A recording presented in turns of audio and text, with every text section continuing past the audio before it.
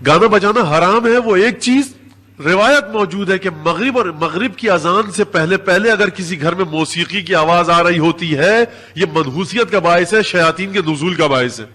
اب میں اس چیز کو ہٹا کر مولانا صاحب سے، مولانا آپ بتائیے، حضرت امام جعفر صادق علیہ السلام فرما چکے، اب کس بات کا انتظار ہے؟ منحوسیت کی چیزیں، اللہم صلی اللہ، روایت ہے لا تدخل الملائکۃ بیتا لا تدخل فیہ الضیوف، ملائکہ اس گھر میں نہیں آتے جس گھر میں مہمان نہیں آتے۔ یہ کون سی بات ہے مولانا؟ بھیا امام نے فرمایا ہے، رسول خدا نے فرمایا ہے، مہمان نہیں آتے۔ کس فرقے کا، کس مسلک کا؟ مہمان کی بات ہو رہی ہے، مہمان جس گھر میں نہیں آتے۔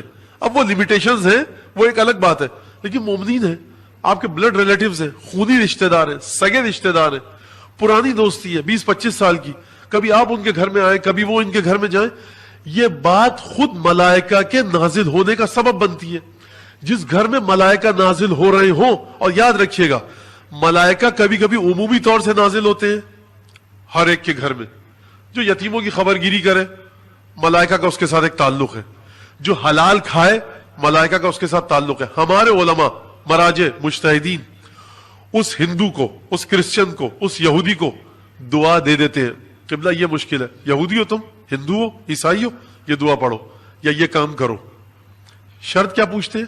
یہ بتاؤ تم سور کھاتے ہو، شراب پیتے ہو، یا اپنی ازدواجی زندگی میں اس حد تک محدود ہو جہاں تمہارے دین نے محدود رہنے کا حکم دیا ہے۔ اب میں اس سے زیادہ کیا بیان کروں ممبر پر سے، کہ جو تمہارا اسٹیٹس ہے ازدواجی تم وہیں تک محدود ہو جہاں تک تمہارے دین نے حکم دیا ہے، اس سے آگے قدم تو نہیں رکھ رہے۔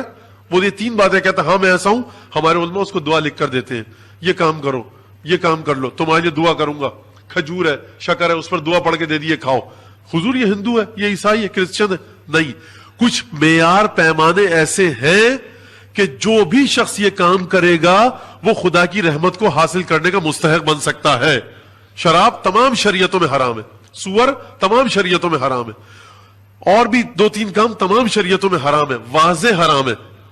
تو یہ 3 یا 4 سوالات ہمارے علماء ملتا ہے تاریخ میں علماء کے حالات میں کرتے ہیں۔ اس کا مطلب یہ ہے کہ جو شخص رسول خدا کا کلمہ نہیں پڑھتا، جو شخص کلمہ نہیں پڑھتا، جو نماز نہیں پڑھتا، جو فرش اذا پر اس کا تعلق ہی نہیں ہے، اگر وہ یہ 3 کام کرے تو خدا کی رحمت اس کے شامل حال ہو سکتی ہے۔